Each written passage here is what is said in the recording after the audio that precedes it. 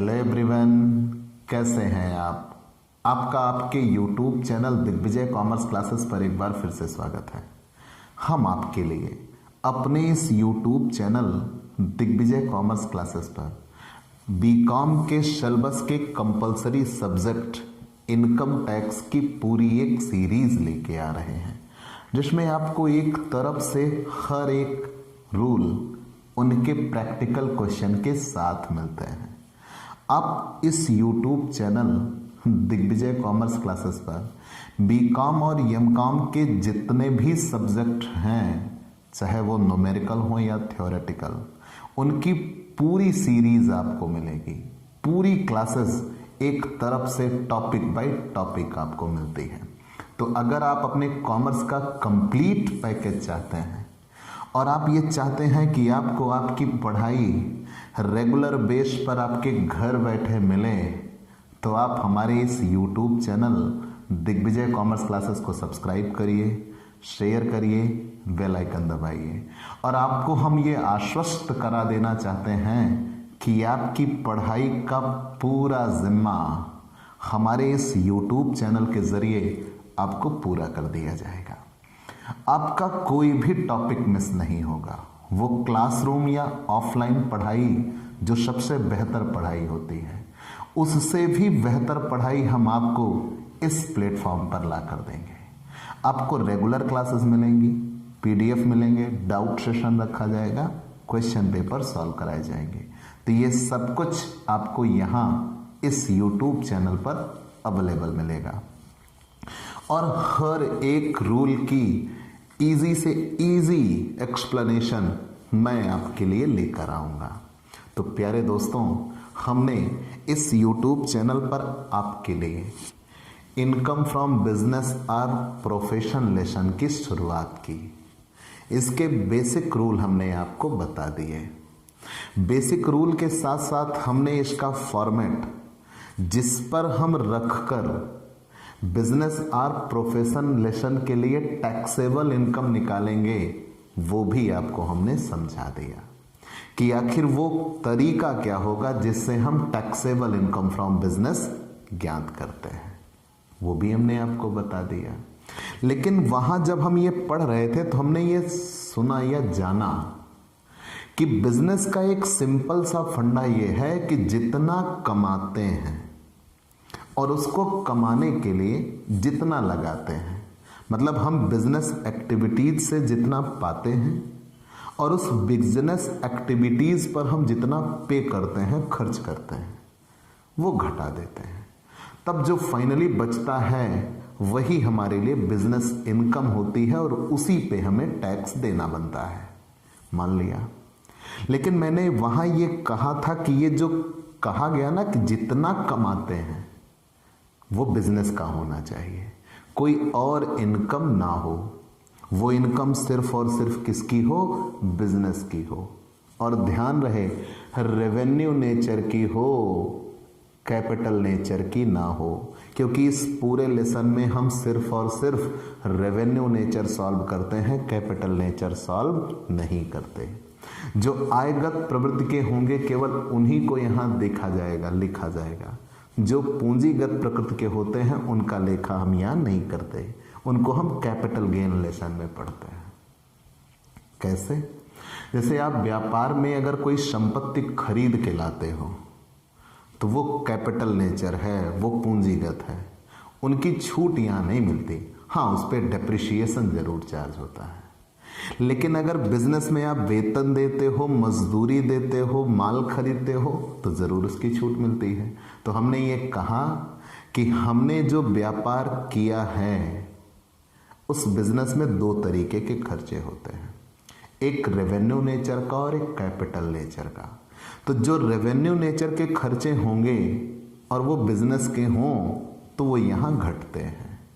अगर वो capital nature के खर्चे हैं, बेशक वो बिजनेस के हों, तो वो यहाँ नहीं घटते, हमें उनकी छूट नहीं मिलती। ठीक है। और अगर वो रेवेन्यू नेचर की इनकम हो तो यहाँ शामिल की जाएगी, अगर वो कैपिटल नेचर की इनकम हो तो यहाँ पर शामिल नहीं की जाएगी। तो सबसे अंतिम बात यह है कि हम सिर्फ आयगत को शामिल करते हैं, पूंजीगत को शामिल नहीं करते। ठीक है, फिर से जान लीजिए। हमें ये लगा कि थोड़ा लंबा स्टेप हुआ, आपको दिक्कत हुई होगी समझने में। बच्चों, हमने ये बताया कि हम इस YouTube चैनल के जरिए आपको इनकम फ्रॉम बिजनेस और प्रोफेशन का जो बेसिक कॉन्सेप्ट है वो समझा चुके थे। उसके बाद हमने आपको वो फॉर्मेट भी बता दिया जिस फॉर्मेट पे रखकर हम टैक्सेबल इनकम फ्रॉम बिजनेस निकालेंगे। लेकिन वहां जब हम आगे बढ़े तो हमने ये चर्चा की कि उतना मतलब जो हम कमाते हैं, जो हमें बिजनेस से मिलता है, और उसको पाने के लिए हम जितना लगाते हैं वही माइनस कर देंगे तो टैक्सेबल इनकम फ्रॉम बिजनेस आ जाएगी। तो लेकिन मैंने यहां ये कहा कि हम जो कमाते हैं वो दो नेचर का होता है, एक पूंजीगत होता है, एक आयगत होता है। जो पूंजीगत प्रवृत्ति की आय होगी, जैसे किसी संपत्ति को बेच के कमाया, तो संपत्ति को बेच के कमाया तो वो पूंजीगत है, वो कैपिटल गेन में जाएगा। और अगर संपत्ति को किराए पे उठा के कमाया तो वो बिजनेस का है, वो यहां आएगा। तो मतलब ये है कि जो हमारे लिए पूंजीगत प्रवृत्ति की प्राप्तियां हों, कैपिटल नेचर की हों, not valuated in business profession, उसको हम यहां वैल्यूएट नहीं करते। और जो रेवेन्यू नेचर के होंगे वो यहीं वैल्यूएट होंगे। तो आयगत प्रवृत्ति की प्राप्तियां और आयगत प्रवृत्ति के खर्चे ही यहां दिखाए जाएंगे और कुछ नहीं दिखाया जाता। व्यापार उन्हें ही स्वीकृत कहता है जो पूंजीगत होते हैं, व्यापार उन्हें स्वीकृत नहीं कहता, डिसअलाउड कहता है। ठीक है, व्यापार उन्हें अपना अनिवार्य खर्च नहीं मानता। दूसरी बात, तो हम अब पढ़ने जा रहे हैं क्या क्या चीजें ऐसी हैं जो अलाउड होंगी, मतलब बिजनेस के खर्च निकालते समय हम किन्हें घटा देंगे, बिजनेस की इनकम निकालते समय किसे हम जोड़ देंगे, हम उसकी बात करने चल रहे हैं। और जो डिसअलाउड होंगे उससे हमसे कोई मतलब नहीं बनता। ठीक है, तो पूरी बात ये बनी कि बिजनेस का एक सिंपल सा फंडा है, जितना कमाया उसको कमाने के लिए जितना लगाया उतना माइनस कर देते हैं। तो बिजनेस से हम जितना कमाते हैं वो रेवेन्यू नेचर की इनकम हम जोड़ देंगे, और बिजनेस पे हम जितना लगाएंगे वो रेवेन्यू नेचर के एक्सपेंस या लॉस घटा देंगे। कैपिटल नेचर का अगर इनकम या लॉस है तो वो यहाँ शामिल नहीं होता, वो कैपिटल गेन लेशन में चला जाएगा। इन्हीं बात को ध्यान में रखते हुए हमें अब पढ़ना है स्वीकृत कटौतियां, अलाउड एक्सपेंसेस या एडमिसिबल एक्सपेंसेस कहा जाता है।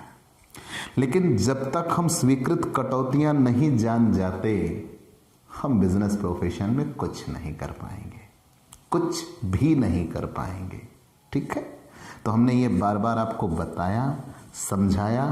आप एक अंतिम बार हमसे फिर से सुन लीजिए। अब सिंपल सा कॉन्सेप्ट ये बनता है कि आप व्यापार करते हो। ठीक है, जब आप व्यापार करते हो, क्योंकि इसके नियम बहुत ही विवाद वाले हैं, डिस्प्यूट वाले हैं, इसलिए हम बार बार आपको समझा रहे हैं कि कहीं से क्लेरिफाइड हो जाए आपको। मतलब हम हर एक बिंदु पर आपके दिमाग को परखना चाहते हैं, इसलिए हम बार बार नए नए तरीके से आपको क्लैरिफिकेशन देते रहते हैं। आप जिस पे अपने आप को कंफर्टेबल फील करिएगा वैसे एक्सेप्ट कर लीजिएगा। ठीक है, आपके लिए हम हर एक तरीके से गुजर जाएंगे। तो हमने ये कहा कि मान लीजिए हमने बिजनेस किया, तो बिजनेस में हमने प्रॉफिट लॉस भी बनाया। तो प्रॉफिट लॉस बनाते समय हम सिर्फ रेवेन्यू नेचर को दिखाएं, कैपिटल नेचर को दिखाएं ही ना, क्योंकि कैपिटल नेचर को बिजनेस अलाउड नहीं कहता, डिसअलाउड कहता है। वो ये कहता है कि ये पूंजीगत प्रवृत्ति की प्राप्तियां या खर्चे कैपिटल गेन पार्ट में जाते हैं, उन्हें हम इनकम फ्रॉम बिजनेस लेशन में नहीं रखते। ठीक है, तो व्यवसाय का सिंपल सा नियम क्या है, व्यवसाय से जितनी आयगत प्राप्तियां हों और व्यवसाय के जितने आयगत खर्चे हों, आयगत प्राप्तियां जोड़ देंगे, आयगत खर्चे घटा देंगे। तो व्यवसाय के दौरान जो हमारे लिए खर्चे बन सकते हैं या सामान्यतया होते हैं, उन्हें हम स्वीकृत कटौतियों में रखते हैं। और व्यवसाय के दौरान जो हानियां भी हो सकती हैं, उन्हें भी हम स्वीकृत ही कहते हैं। लेकिन कुछ खर्चे ऐसे भी होते हैं जो व्यापार में हो सकते हैं, लेकिन उन्हें स्वीकृत नहीं कहा जाता, उन्हें हम अस्वीकृत कहते हैं। तो अब इस पूरे लेसन में 50 से 60 कटौतियां हमें पढ़नी हैं। आपकी किताब में काफ़ी सारी दी गई हैं, लेकिन हम एक बेसिक बात आपसे कहना चाहते थे। हम पेज नंबर के साथ साथ आपको कटौती बताते चलेंगे। जितनी कटौतियां आपको ज़रूरत वाली हैं उतनी हम पहले बता देते हैं, बाकी जो न्यूमेरिकल में मिलेंगी हम तैयार कर लेंगे। लेकिन ये मेरा मानना है, मैं जितनी बता दूंगा उससे ज़्यादा आपको मिलेंगी ही नहीं। ठीक है, तो हम सब नहीं पढ़ने जा रहे, उसकी हमें ज़रूरत भी नहीं है। तो स्वीकृत कटौतियां होती क्या हैं? मतलब व्यापार से संबंधित किन खर्चों को हम मान्यता देते हैं कि हाँ ये वाकई होते हैं और जिन्हें घटा दिया जाना चाहिए। तो टॉपिक है स्वीकृत कटौतियां, और ये लिखने के लिए भी आती हैं थ्योरी में 10 नंबर में। मान लो ये थ्योरी का क्वेश्चन है, तो हम कैसे शुरुआत करेंगे? मुद्दा ये बनता है ना कि मान लो स्वीकृत कटौतियां थ्योरी का क्वेश्चन हो तो हम शुरुआत कैसे करेंगे? हमने ये कहा, तो सबसे पहले हमें ये देखना है कि हमने व्यापार से कितना कमाया, उसको कमाने के लिए व्यापार में हम कितना खर्च कर सकते हैं या कौन कौन से खर्चे हो सकते हैं, कौन कौन सी हानियां हो सकती हैं, वही उस व्यापार के लिए स्वीकृत कटौतियां कहलाती हैं और उन्हें घटा दिया जाएगा। और उन्हीं को हम यहाँ एक एक करके पढ़ने वाले हैं। तो स्वीकृत कटौतियां हम कितने शीर्षकों में पढ़ेंगे? 4। जैसे कुछ तो ऐसे खर्च होते हैं जो हर प्रकार के बिजनेस में आपको मिल ही जाने हैं, उन्हें स्पष्टतया स्वीकृत कटौतियां कहते हैं। ठीक है, अस्पष्टतया स्वीकृत कटौतियां। अब आप डायरेक्टली या एक्सप्रेसली अलाउड डिडक्शन कह सकते हो, जो हर प्रकार के व्यवसाय में लगभग होंगे। जैसे मकान, क्या भाई बिना मकान के आप व्यापार या व्यवसाय चलाएंगे? मकान तो उसमें होगा ही होगा ना। मशीनें, तो ये वो चीज़ें हैं जो हर प्रकार के बिजनेस में होती हैं, कॉमन फैक्टर में आते हैं।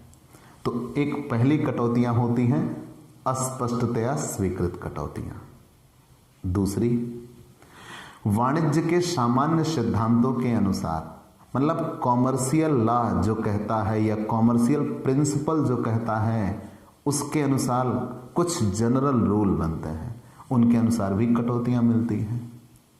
तीसरा, व्यापार में कुछ हानियां भी हो सकती हैं, जिन हानियों के बारे में हम एक्सपेक्टेशन करते हैं कि हाँ इस तरीके के व्यापार में इस तरीके की हानियां हो सकती हैं। जैसे दवाइयों का व्यापार है, तो दवाइयों के व्यापार में आप दवाइयाँ खरीद के लाते हो ना, हो सकता है दवाइयाँ बिके ना और वो एक्सपायर्ड हो जाए, तो ये बिजनेस का लॉस है।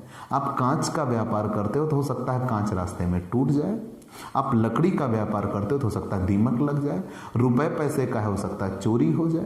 तो ये चीजें ऐसी हैं जो व्यापार से संबंधित हानियां हैं, जो व्यापार में हो सकती हैं, हमें उनकी भी छूट मिलती है। और कुछ ऐसे भी होते हैं जो डिसअलाउड हैं और हमें जिनकी छूट नहीं मिलती। मतलब ये लगभग दिखने में अलाउड होंगे, लेकिन होंगे वास्तव में ये डिसअलाउड। हमें उन्हें भी पढ़ लेना होगा, नहीं तो कभी हमें भ्रम हो सकता है। तो हम एक एक पढ़ते हैं। तो पेपर में जब आएगा तो ये स्वीकृत कटौतियां लिखने को आएगा, तो आप इसे कितने पार्ट में तोड़ देंगे? 4। अस्पष्टतया स्वीकृत कटौतियां, वाणिज्य के सामान्य सिद्धांतों के अनुसार स्वीकृत कटौतियां, और कुछ हानियां, और अंत में अस्वीकृत कटौतियां। तो सबसे पहले हम आते हैं अस्पष्टतया स्वीकृत कटौतियां। तो मैंने पहले ही क्लैरिफाइड किया ना कि ये वे कटौतियां होती हैं। मैंने स्पष्टतया क्यों कह रहे हैं? क्योंकि ये वे कटौतियां होती हैं जो लगभग हर प्रकार के व्यवसाय में होती ही हैं। ये हर प्रकार के व्यवसाय में खर्चों के तौर पर होती हैं और हमें इनकी छूट मिलनी चाहिए। अब एक एक आप पढ़ते चलिएगा। अब बुक में सारी चीज़ लाइन बाय लाइन दी गई है, आप नोटिस करते चलिएगा, आपको नोट बनाने की ज़रूरत नहीं है। ठीक है, लेकिन अगर आप बना लेते हैं तो बहुत अच्छा होगा। पेज नंबर 259 पे हूं मैं। तो सबसे पहली मकान या भवन के संबंध में, सबसे पहली भवन के संबंध, हम इस पे हैं, आज की क्लास हमारी इसी पे डिपेंड है। अस्पष्टतया स्वीकृत कटौतियां। तो भवन के संबंध में कटौतियां, क्या बिना मकान के व्यापार चलाया जा सकता है? नहीं। तो भवन के संबंध में स्वीकृत कटौतियां, तो भवन के संबंध में कौन सी स्वीकृत कटौतियां होंगी, या भवन के संबंध में व्यय, आप ऐसा पढ़ लीजिए बस, भवन के संबंध में व्यय। तो हम ये कह रहे हैं कि अगर हमने व्यापार किया है तो व्यापार से हमने जितना कमाया है उसको कमाने के लिए हमने जितना लगाया है वो हम माइनस कर देंगे। तो क्या मकान में रहकर ही व्यापार चलाया जाता है ना? तो क्या व्यापार में हम मकान के खर्चों की छूट मांगेंगे कि नहीं मांगेंगे? जरूर मांगेंगे। लेकिन अब यहां ध्यान दे के देखना होगा कि मकान हमें मिला कैसे। क्या मकान हम किराए पे लेके उसमें अपना व्यापार चला रहे हैं? क्या हमारा मकान खुद का है जिसमें हम अपना व्यापार चला रहे हैं? इन दोनों बिंदुओं को ध्यान में रख के ही क्वेश्चन हल करना होगा। अगर हम अपना मकान अपना व्यापार किराए के मकान में रखकर चला रहे हैं, हमने एक मकान किराए पे लिया और उसमें हम अपना बिजनेस ऑपरेट कर रहे हैं, तो सबसे पहले उस मकान के लिए हमने किराया दिया होगा, हमें उस पूरे किराए की छूट मिल जाएगी। मतलब हम यहां किसके लिए आ गए? जब मकान किराए पे लिया हो तब। फिर बाद में हम किस पे हल करेंगे? जब मकान स्वयं का हो तब। मकान पे छूट हम कितने तरीकों से मांगेंगे? 2 तरीकों से मांगेंगे, ठीक है। तो हम पहले हैं मकान हम पहले हैं भाई, चूंकि ये लेसन अभी महीनों से यही लेसन दिमाग पे चल रहे थे तो जुबान है भाई निकल जाता है। तो हमने ये कहा कि चूंकि हम व्यापार अथवा पेशे शीर्षक से आए पे हैं, तो व्यापार में हमने जितना कमाया है उसको कमाने के लिए हमने जितना लगाया है हम उसकी छूट की बात कर रहे हैं। तो सबसे पहली छूट या पहली कटौती अस्पष्टतया स्वीकृत कटौतियां। वो कौन सी कटौतियां होंगी जो अस्पष्टतया स्वीकृत हैं और जिनकी छूट हमें मिलनी चाहिए? नंबर 1, सबसे पहला भवन के संबंध में। नंबर 1, तो सबसे पहला मैंने क्या कहा? भवन के संबंध में, ठीक है। नंबर 1 मैंने कहा भवन के संबंध में। अब भवन 2 तरीकों से हमें मिल सकता है, या तो भवन हम किराए पे पाके अपना व्यापार उसमें चला सकते हैं या खुद के मकान में व्यापार चला सकते हैं। अगर मकान हमने किराए पे लिया है तो उस मकान के किराए की हमें छूट मिलनी चाहिए। दूसरा, अगर उस मकान में टूट फूट होती है और उस टूट फूट की मरम्मत की जिम्मेदारी भी हमने ले रखी है कि चलो ठीक है आपका मकान है, हम किराए पे ले रहे हैं, अगर इसमें कुछ टूट फूट होगी तो हम बनवाएंगे, तो उस मरम्मत की भी छूट आप पाएंगे। अगर आपने उसकी जिम्मेदारी नहीं ली है तो आप उसकी छूट नहीं पाते। लेकिन ध्यान रहे, आप जो मरम्मत का कार्य करवाते हैं वो आयगत प्रवृत्ति का हो, पूंजीगत प्रवृत्ति का ना हो। वो ऐसी कोई मरम्मत ना हो जिसका लाभ आपको कई वर्षों तक मिले। जैसे मरम्मत के नाम पे आप रेलिंग बनवा दीजिए, मरम्मत के नाम पे आप इस पे एक पार्टीशन करवा दीजिए, तो इनके लाभ आपको कई वर्षों तक मिलेंगे। वो पूंजीगत खर्चे हो जाएंगे, फिर उनकी छूट आपको नहीं मिलती। तो केवल आयगत व्यय की छूट मिलेगी, आयगत खर्चों की छूट मिलेगी। तो आपने अगर मकान किराए पे लिया तो आपको किसकी छूट मिल रही है? किराए की। दूसरा, आपको किसकी छूट मिल रही है?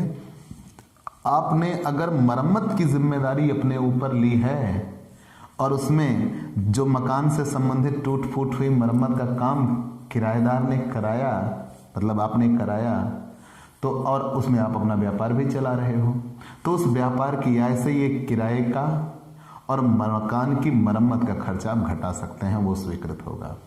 तीसरा, भूमि का लगान या स्थानीय कर, आपने हाउस प्रॉपर्टी में पढ़ा था ना, वहां तो तब घटता था जब मालिक भुगतान करता था, और यहां तब घटेगा जब व्यवसायी उसका भुगतान करे। किसी और का मकान है, आपने किराए पे लिया है और उसके मकान के नगर पालिका कर का भुगतान आपने किया, तो आप उसको भी घटा देंगे। ठीक है, आपको उसकी छूट मिल जाएगी। और मान लीजिए आपको मकान के बारे में डर लग रहा है कि मकान में कोई भूकंप आदि आ सकता है, कोई उपद्रव या दंगा हो सकता है, भीड़ वाले नुकसान पहुंचा सकते हैं, आग वगैरह लग सकती है, तो आप उस मकान का बीमा करा सकते हो। और जब आप उस मकान का बीमा कराते हो तो आप बीमे की किस्त देते हो, तो उस बीमे की किस्त की भी आपको छूट मिल जाएगी। तो अगर मकान किराए पर उठा है तो आपको कितने तरीके से छूट मिल गई? कौन कौन सी? सर्वप्रथम आप किराए की छूट पाते हो। दूसरे नंबर पे आप मकान पे अगर कोई मरम्मत का काम कराते हो तो उस मरम्मत की छूट पाते हो। तीसरे नंबर पे अगर मकान से संबंधित आपने कोई कर आदि का भुगतान किया तो आप उसकी छूट पाते हो। और चौथे नंबर पे उस मकान से संबंधित अगर आपने कोई बीमा कराया है तो बीमे की किस्त की आपको छूट मिलती है। ये सारी छूटें आयगत होनी चाहिए, पूंजीगत नहीं होनी चाहिए, तभी आपको छूट मिलेगी, न था आपको छूट नहीं मिलेगी। लेकिन मान लीजिए आप मकान किराए पे लेते हो और कि उसके कुछ हिस्से में खुद रहते हो और कुछ हिस्से में व्यापार चलाते हो, तो जितने हिस्से में खुद रहते हो उतने हिस्से की आपको छूट नहीं मिलेगी, जितने हिस्से में आप व्यापार चलाते हो सिर्फ उतने ही हिस्से की छूट मिलेगी। कंफर्म? आगे बढ़िए। हम अगर मकान आपका स्वयं का है तो मतलब खुद का मकान है और खुद के मकान में अपनी दुकान चला रहे हैं, तब क्या होगा? तो किराए की छूट नहीं मिलेगी, क्योंकि खुद के मकान पे किराया किस बात का। हाँ, अगर खुद का मकान है तो मरम्मत की छूट मिलती है, लेकिन मरम्मत पूंजीगत नहीं होनी चाहिए। कौन सी होनी चाहिए? आयगत होनी चाहिए। अगर हम मकान का बीमा करा देते हैं तो बीमे की छूट मिलती है किस्त की। और अगर मकान से संबंधित कर भुगतान करते हैं, जब मालिक कर का भुगतान करेगा तो उसकी छूट मिलेगी। याद करिएगा, हाउस प्रॉपर्टी में आपने क्या पढ़ा था कि आपका खुद का मकान हो और अपने स्वयं के मकान में आप अपना व्यापार चलाते हो तो not valuated in house property, तो वो यहाँ वैल्यूएट होता है। करदाता जब अपने मकान में स्वयं का व्यापार चलाता है तो वो स्वीकृत कटौतियों में आ जाता है और उसको पूरे की छूट मिल जाती है। मकान से संबंधित वो जितने खर्चे करता है मरम्मत आदि के लिए, उसकी छूट मिल जाएगी। मकान के हानि आदि से बचाने के लिए जो बीमा कराता है, बीमे की किस्त की छूट पा जाएगा। और तीसरा, मकान से संबंधित अगर उसने कोई नगर पालिका कर आदि का भुगतान किया तो उसकी छूट पा जाएगा। हाँ, किराए की छूट नहीं मिलती। और एक बात, ये आवश्यक बिल्कुल नहीं है कि वो पूरे साल इसका इस्तेमाल करे। अभिप्राय यह है कि ये पूंजीगत होने चाहिए, पूंजीगत नहीं होने चाहिए। केवल और केवल कौन से खर्चे होने चाहिए? आयगत खर्चे ही होने चाहिए, तभी छूट मिलेगी, नहीं तो छूट नहीं मिलेगी। चलिए, मान लिया यदि यदि स्वयं के भवन के संबंध में किराए की राशि की कटौती मांगी है तो नहीं मिलती। खुद के मकान का किराया किस बात का? और अगर यदि मकान साझेदार का है तो फर्म द्वारा साझेदार को दिया गया उचित किराए की कटौती मिलेगी। अगर मान लीजिए आप साझेदारी किए हो और साझेदारी में आपने मकान दिया और उस मकान का आप किराया ले रहे हो, तो फर्म जितना किराया स्वीकृत करती है आपको उतने की छूट मिलेगी, नहीं तो नहीं मिलेगी। ठीक है, तो आपने स्पष्टतया स्वीकृत कटौतियों में पहली कटौती कौन सी पढ़ ली? भवन के संबंध में। दूसरी, मशीन, प्लांट तथा फर्नीचर की मरम्मत तथा बीमा के संबंध में। किसके संबंध में बता रहे हैं? दूसरी, मशीन, प्लांट, मशीन, प्लांट तथा फर्नीचर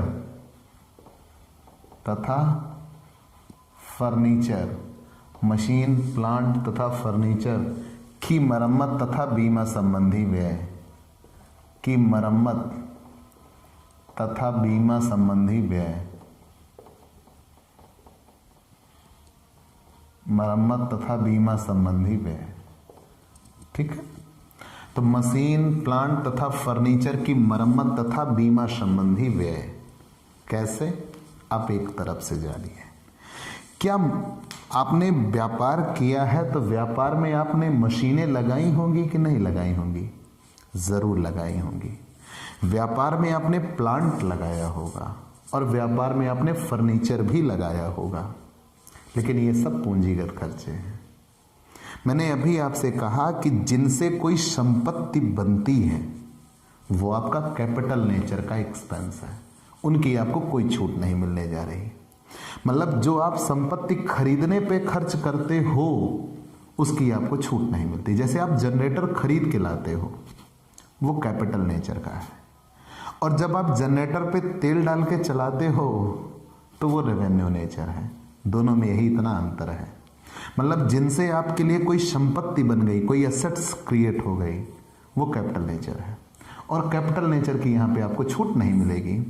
तो आपने जब मशीन खरीदी या लगाई, आपने जब फर्नीचर खरीदा या लगाया, आपने प्लांट खरीदा या लगाया, तो आपको उसकी छूट नहीं मिलेगी, बिल्कुल नहीं मिलेगी। क्यों? क्योंकि ये पूंजीगत खर्चे हैं।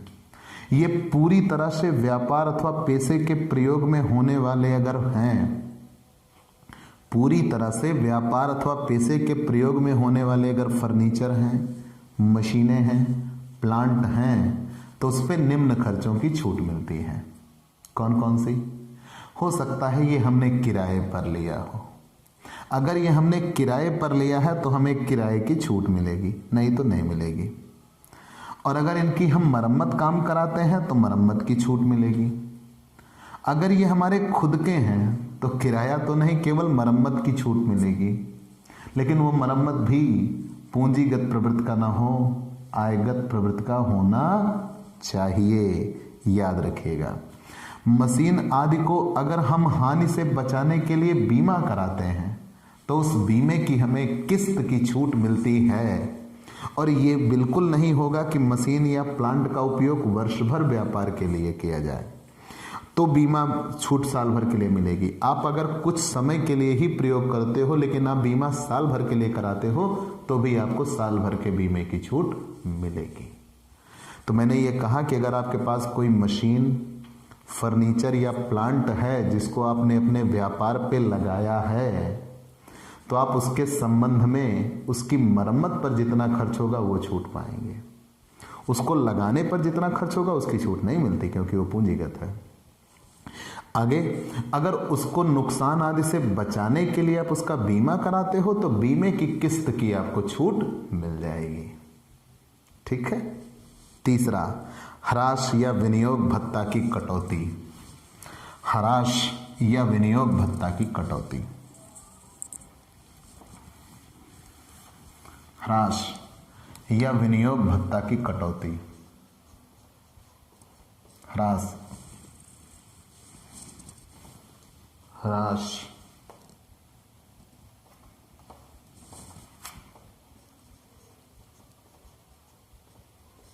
या विनियोग भत्ता की कटौती। इसके लिए तो पूरा अलग लेसन है, पूरा अलग लेसन है जो आपको याद रखना होगा। ह्रास या विनियोग भत्ता की कटौती, इसके लिए पूरा अलग लेसन ही बनाया गया है, ह्रास। तो हम आपको एक पेज बताते हैं, उसी 331 या 32 नंबर पेज के आसपास है। ठीक है बेटे मिनट, हम आपको बताते हैं पेज नंबर 337, 336 और 337। तो पेज नंबर 336 और 337 पे कुछ डेप्रिसिएशन के रेट दिए गए हैं, वही याद कर लीजिए, आपका काम हो जाएगा। ह्रास या विनियोग भत्ता की कटौती। तो पहली चीज तो यह है कि आप बिजनेस प्रोफेशन लेसन पढ़ रहे हो और इसके लिए आपके लिए एक अलग ही लेसन दिया गया ह्रास या विनियोग भत्ता नाम से। लेकिन आप एच.सी. मेहरोत्रा की किताब पढ़ रहे हो, तो अगर आपके पास एच.सी. मेहरोत्रा की किताब है तो पेज नंबर 336, पेज 336, पेज 337, इस पेज पे आपको डिटेल दी गई है। Depreciation and investment allowance lesson नाम है, और उस पे आपको डिटेल दी गई है टेंजिबल असेट्स और इनटेंजिबल असेट्स पे कितने % डेप्रिसिएशन चार्ज होगा। दूसरी बात, आप बिजनेस प्रोफेशन लेसन में जितने क्वेश्चन हल करोगे रेट ऑफ डिप्रिसिएशन क्वेश्चन में ही आपको दिया होगा, आपको अलग से याद रखने की ज़रूरत नहीं है। लेकिन कभी कभी ऐसा होता है कि शायद ना दिया जाए, तो आप याद कर लेंगे तो आपके लिए सुपीरियर होगा। ये बदल भी जाते हैं, पिछले वर्षों में कुछ चेंजेस भी हुए हैं, तो आप इन्हें याद रखिएगा। तो मैंने क्या कहा, आपको डेप्रिसिएशन की छूट मिलती है, ये सच है। कैसे? अभी आपने कहा कि अगर कोई सामान, जैसे आप मकान बनवा रहे हो, तो क्या मकान बनवाने की आपको छूट मिलेगी? नहीं, वो कैपिटल नेचर है। जब मकान बन जाएगा तो मकान में जो टूट फूट मरम्मत होगी आप उसकी छूट पाओगे। कोई मशीन लगा रहे हो तो आपकी उसकी छूट मिलेगी? नहीं। मशीन को चलाने के संबंध में जो खर्चे होंगे उनकी छूट मिलेगी। तो यहाँ अगर कोई संपत्ति लगाई जाती है तो वो पूंजीगत कहलाती है, हमें उनके खर्चों की छूट नहीं मिलती, हाँ केवल उस पे हमें डेप्रिसिएशन मिलता है। लेकिन किस असेट्स पे कितना, तो उसके लिए हमें लेसन पढ़ना होगा डेप्रिसिएशन एंड इन्वेस्टमेंट अलाउंस। उस पे डेप्रिसिएशन की दर दी गई, जैसे किताबों पे कितने % डेप्रिसिएशन चार्ज होता है। भाई हम विद्यार्थी हैं, किताबों से ही शुरुआत करें, तो किताबों पे 40% डेप्रिसिएशन चार्ज होता है। पहले ये दो अलग नियम थे कि अगर वो वार्षिक प्रकाशन नहीं है, एनुअल पब्लिकेशन नहीं है, तो 40% डेप्रिसिएशन, और अगर एनुअल पब्लिकेशन है तो 100% डेप्रिसिएशन। लेकिन अब ये रूल चेंज हो गया, अब दोनों पे 40% ही डेप्रिसिएशन लगता है, चाहे वो एनुअल पब्लिकेशन हो या ना हो। कंप्यूटर पे 40% डेप्रिसिएशन लगता है। इसमें कोई सॉफ्टवेयर वगैरह आपने लिया तो उस पर भी 40% डेप्रिसिएशन लगेगा। अगर मान लीजिए आपका कोई ऐसा हेल्थ से रिलेटेड इक्विपमेंट है जो जीवन रक्षक है, तो उस पर भी आप 40% डेप्रिसिएशन चार्ज करेंगे। कोई रिन्यूएबल एनर्जी डिवाइस है, जैसे solar water heater, solar cooker, windmill, pump, running on wind energy, biogas plant, इन पे भी आप कितने % का डेप्रिसिएशन चार्ज करते हैं? 40% का डेप्रिसिएशन चार्ज करते हैं। तो क्या क्या बता दिया? बुक पे आप 40% डेप्रिसिएशन चार्ज करते हैं, मतलब आप ये 40% घिस जाएंगी, आप ये मानते हो, तो आपको 40% की छूट मिल जाएगी। बुक पे 40%, कंप्यूटर पे 40%, सॉफ्टवेयर पे 40%, और जो एटमॉस्फेयर या प्रदूषण नियंत्रण से यंत्र बनाए गए हैं उनके लिए भी आप 40% की छूट पाते हो। कोई भी जीवन रक्षक चिकित्सा के यंत्र हैं तो उस पर भी, जैसे आप मेडिकल कोई मशीनें वगैरह लेके आए हो तो उसके लिए भी आप 40% की छूट पाते हैं। रिन्यूएबल एनर्जी डिवाइसेस वगैरह है तो उस पर भी आप 40% की छूट पाते हो।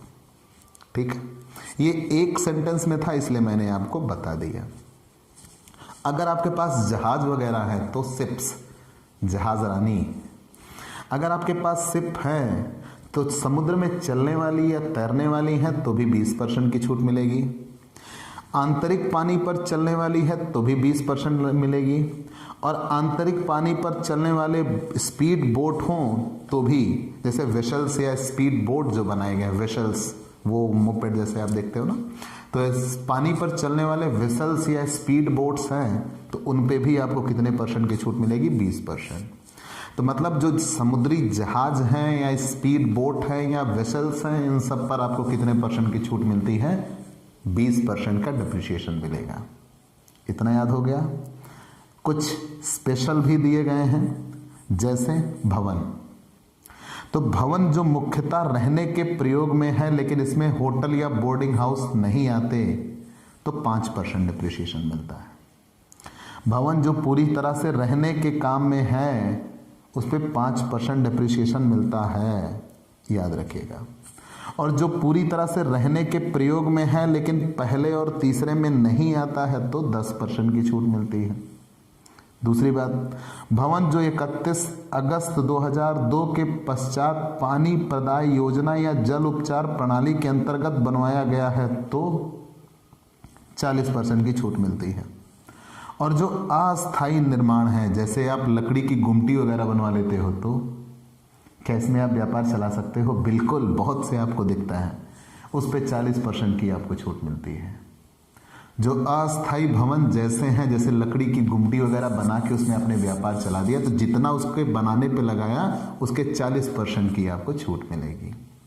ठीक है, चलिए मान लिया। अगर कोई फर्नीचर या फिटिंग लगाते हो तो याद रखना बेटा, लकड़ी की बनी चीज़ों पर 10% डिप्रिसिएशन, लकड़ी की बनी चीज़ों पे 10% डिप्रिसिएशन। अब अगर कोई मशीन तथा प्लांट है तो मशीन तथा प्लांट है तो ये लोहे की जो बनी चीज़ें हैं इस पे परसेंटेज बदला है। मशीन तथा प्लांट पे एक सामान्य दर है 15%, सिंपल लॉजिक है 15%, लेकिन कुछ स्पेशल कंडीशन भी हैं, विशेष दरें। जैसे मोटर कार जो 23 अगस्त 2019 से 31 मार्च 2020 तक प्राप्त किया गया हो, 23 अगस्त 2019 से 31 मार्च 2020 तक में पाया गया हो तो उस पर 30% डिप्रिसिएशन चार्ज होगा। अगर मोटर बस, मोटर लॉरी या मोटर टैक्सी है जो कि किराए के टैक्सी पर चलाने वाले व्यवसाय में इस्तेमाल की जाती है और 23 अगस्त 2019 से 31 मार्च 2020 तक प्राप्त किया गया हो तो 45% डिप्रिसिएशन चार्ज होगा। हवाई जहाज तथा हवाई इंजन पे 40% डिप्रिसिएशन चार्ज होगा। लेकिन जो मोटर कार 1 अप्रैल 1990 से लेकर 23 अगस्त 2019 तक खरीदी गई हैं तो 15% डिप्रिसिएशन चार्ज होगा और 23 अगस्त 2019 या उसके बाद जो खरीदे गए उस पर 30% डिप्रिसिएशन। तो सिंपल नियम याद रखिए, बिल्डिंग पे 5% डिप्रिसिएशन नॉर्मल सिचुएशन में, नहीं तो 10% डिप्रिसिएशन। लकड़ी की बनी चीज फर्नीचर पे 10% डिप्रिसिएशन। चूंकि मशीनें वगैरह लोहे की बनी होती हैं तो 15% डिप्रिसिएशन। मोटर कार पे अगर वो 23 अगस्त 2019 के पहले हैं तो 15% डिप्रिसिएशन, 23 अगस्त 2019 के बाद हैं तो 30% डिप्रिसिएशन। अगर वो जहाज है तो हवाई जहाज या उसका इंजन है तो 40% डिप्रिसिएशन और जो मोटर कार टैक्सी के इस्तेमाल में आती है उस पर 45% डिप्रिसिएशन। ठीक है, ये चीज़ें तो डिप्रिसिएशन का रेट हैं जो आपको याद रखने होंगे। हमें तो याद है, आप भी याद कर लीजिएगा। ठीक है, और आगे कुछ चीज़ें इनटेंजिबल होती हैं, अमूर्त होती हैं, जिन्हें देखा और छुआ नहीं जा सकता, सिर्फ महसूस किया जा सकता है। तो जितनी चीज़ें इनटेंजिबल होती हैं उस पर कितने प्रतिशत का डिप्रिसिएशन चार्ज होगा? तो तकनीकी ज्ञान, पेटेंट, कॉपीराइट, ट्रेडमार्क, इन सब पे 25% का डिप्रिसिएशन चार्ज होता है। Technical knowledge, patent, copyright, trademark, इन सब पे कितने परसेंट का डिप्रिसिएशन? 25% का डिप्रिसिएशन चार्ज होता है। ठीक, अभी इसमें आपको कई मिलने हैं, तो ये 3 हो गए। कौन कौन से?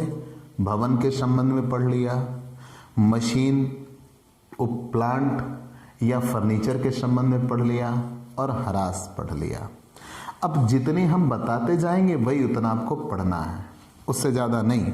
वैज्ञानिक अनुसंधान पर व्यय, expenditure on scientific research, expenditure on scientific research, वैज्ञानिक अनुसंधान पर व्यय, वैज्ञानिक अनुसंधान पर व्यय, वैज्ञानिक अनुसंधान पर व्यय, वैज्ञानिक अनुसंधान पर व्यय। ठीक, expenditure on scientific research, expenditure on scientific research. ठीक है, expenditure on scientific research, expenditure on scientific research. चलिए मान लिया। तो पहले एक तरफ से जानते हैं विज्ञान अनुसंधान पर व्यय। ये अनुसंधान काम होता क्या है? कुछ वैज्ञानिक लोग होते हैं जो तरह तरह के रिसर्च करते हैं, भाई आपने ये देखा होगा, इस समय पूरी दुनिया कोरोना से परेशान है। आप तो नहीं होंगे, भारत देश वाले कहाँ परेशान हैं। भारत देश वालों ने तो सब वैकेशन मान लिया, छुट्टियां मिल गई, ठीक है, मानते हैं। तो वैज्ञानिक अनुसंधान पर वे, जैसे मैंने कहा ना कि अभी कोरोना काल चल रहा है, तो दुनिया भर के वैज्ञानिक कोरोना की वैक्सीन बनाने पे रिसर्च कर रहे हैं। उनको रिसर्च काम के लिए बहुत से पैसों की आवश्यकता होती है। तो जितने व्यापारी वर्ग होते हैं, आपने सुना बिल गेट्स ने पैसे दिए, जैक मा ने दिए, तो ये सब क्या है? इन्होंने वैज्ञानिकों को ये कहा कि आप प्रयोग करिए, आप रिसर्च करिए, आपको हम पैसे देते हैं। तो उससे क्या होता है, कह लीजिए मानव जाति का भला होता है। तो ऐसे ही हम अपने व्यवसाय से, चूंकि हम जो इस रिसोर्सेज होते हैं सबसे ज़्यादा इस्तेमाल हम करते हैं, जब उन रिसोर्सेज का सबसे ज़्यादा इस्तेमाल हम करते हैं तो हमें ही अग्रणी भूमिका निभानी होगी। ये एक मोरल विक्ट्री है या मोरलिटी है, कह लीजिए नैतिकता है। तो उसमें ये कंडीशन बनती है कि अगर हमने किसी वैज्ञानिक अनुसंधान के लिए खर्च किया है तो क्या इसकी हमें छूट मिलेगी? गवर्नमेंट क्या इसकी हमें छूट देता है? तो यहां दिए तो कई गए हैं बेटा, लेकिन जितने इंपॉर्टेंट हैं हम उसकी चर्चा कर देते हैं, वो आप जान लीजिए, आपका भला हो जाएगा। नहीं तो आप रटते फिरोगे, तैयार नहीं होगा। तो मान लीजिए आपने कोई ऐसा रिसर्च कराया, करदाता द्वारा स्वयं किए गए वैज्ञानिक अनुसंधान पर व्यय, आप खुद ही कोई साइंटिफिक रिसर्च कार्य कराते हो, जिससे भला होगा, कुछ बेहतर परिणाम निकल के आएंगे और उससे अच्छे अच्छे रिजल्ट के साथ आप अच्छे अच्छे सामान बनाएंगे। तो उस पे जो आप खर्च करते हो आपको पूरे की छूट मिल जाती है 100%, लेकिन वो खुद आपने कराया हो। दूसरा, मान लीजिए आप किसी यूनिवर्सिटी को रिसर्च के लिए पैसा दे देते हो। ध्यान देना, आप खुद रिसर्च नहीं करते, आप किसी यूनिवर्सिटी को पैसा दे देते हो, भैया तुम रिसर्च करो, जो रिजल्ट हो हमें बताओ। आप उनको केवल फाइनेंशियल सपोर्ट करते हो। तो आपने उस यूनिवर्सिटी को रिसर्च करने के लिए जितना पैसा दिया होगा, आप उसके 150% की छूट पाओगे। अगर आपने 1 लाख दिया होगा तो आपकी इनकम से 1,50,000 घटाया जाएगा, मतलब जितना दोगे उससे भी 50% ज़्यादा की आप छूट पाओगे। तो 150% की आपको छूट मिल जाएगी। मान लीजिए आपने किसी विश्वविद्यालय, महाविद्यालय या किसी शिक्षा संस्था को स्टैटिक्स से रिलेटेड, सांख्यिकी से रिलेटेड कोई अनुसंधान या सोशल साइंस से रिलेटेड कोई अनुसंधान करने के लिए पैसा दिया। ध्यान दीजिएगा, किसी विश्वविद्यालय को, किसी विद्यालय को, महाविद्यालय को, यूनिवर्सिटी को, अगर या किसी शिक्षा संस्था को आप सामाजिक विज्ञान, सोशल साइंस या स्टैटिक्स से रिलेटेड कोई रिसर्च कार्य करने के लिए पैसा देते हो, तो जितना पैसा देते हो आपको उसके 100% के बराबर छूट मिलती है। 3 पढ़ लिया। क्या क्या? अगर आपने खुद से रिसर्च काम कराया तो जितने का आपने रिसर्च कराया आपको पूरे की छूट मिल जाएगी।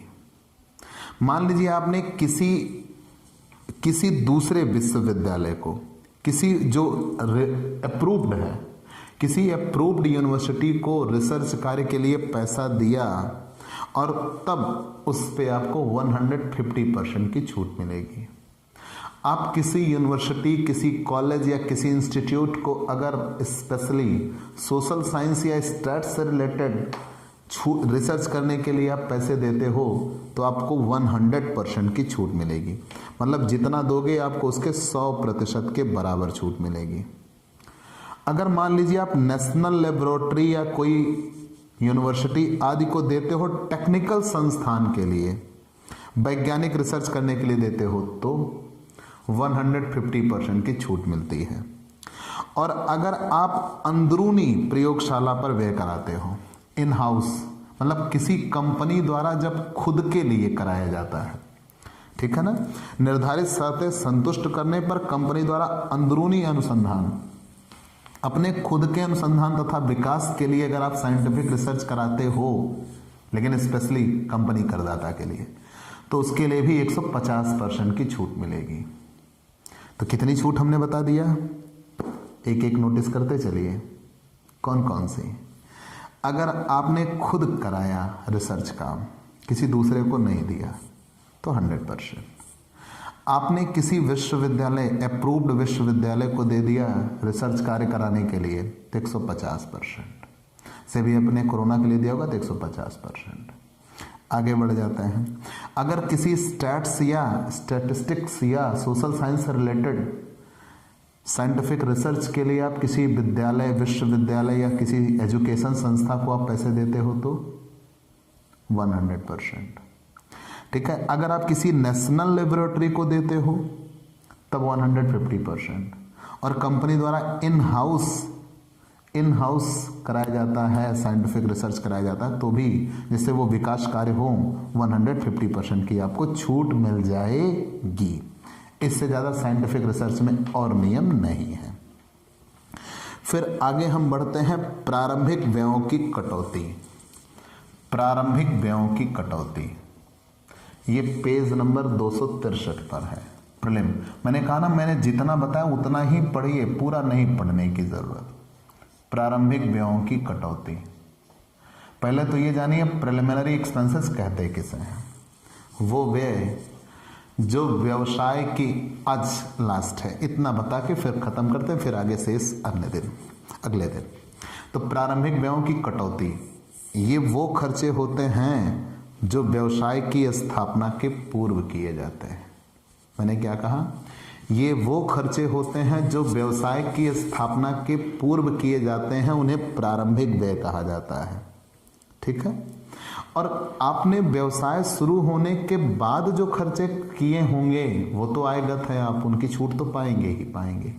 लेकिन जो खर्चे व्यवसाय के शुरू होने के पहले कर दिए, वो एक भारतीय कंपनी अथवा अन्य किसी निवासी व्यक्ति द्वारा निम्न प्रकार के प्रारंभिक व्ययों के संबंध में कुछ ऐसे व्यय का, मतलब अगर कोई आपने व्यवसाय से संबंधित खर्च किया है और व्यवसाय की स्थापना से पूर्व किया है, जानिएगा वे खर्चे जो, ये 10 नंबर में एक बार लिखने को भी आ चुका है, वे खर्चे जो व्यवसाय की स्थापना से पूर्व किए जाते हैं उन्हें प्रिलिमिनरी कहा जाता है, प्रारंभिक व्यय कहा जाता है।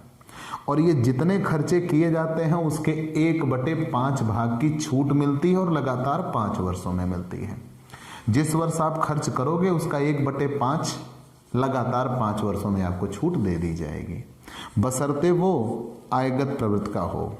और ये व्यवसाय की स्थापना से पूर्व ही खर्च होने चाहिए, उसके बाद नहीं। ठीक है। अच्छा, इसमें आते क्या क्या है, आयगत व्यय का ये पूंजीगत व्यय में भी हो जाते हैं। लेकिन मैंने ये कहा कि वो खर्चे जो व्यवसाय की स्थापना के पूर्व किए जाते हैं, बिफोर एस्टेब्लिशमेंट ऑफ बिजनेस, ये खर्चे किए गए होंगे, उन खर्चों को ही हम प्रिलिमिनरी कहते हैं, प्रारंभिक कहते हैं।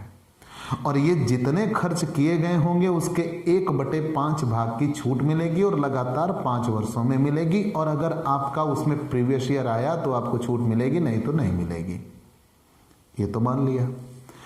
लेकिन इन खर्चों में आता क्या क्या है, प्रारंभिक व्ययों में क्या क्या आता है। संभावना की रिपोर्ट बनाना, अगर आप कोई प्रोजेक्ट बनाते हो, प्रोजेक्ट की रिपोर्ट तैयार करना, कोई बाजार का आप सर्वे करते हो तो सर्वे करने के लिए जो भी आप खर्च करोगे उसकी छूट।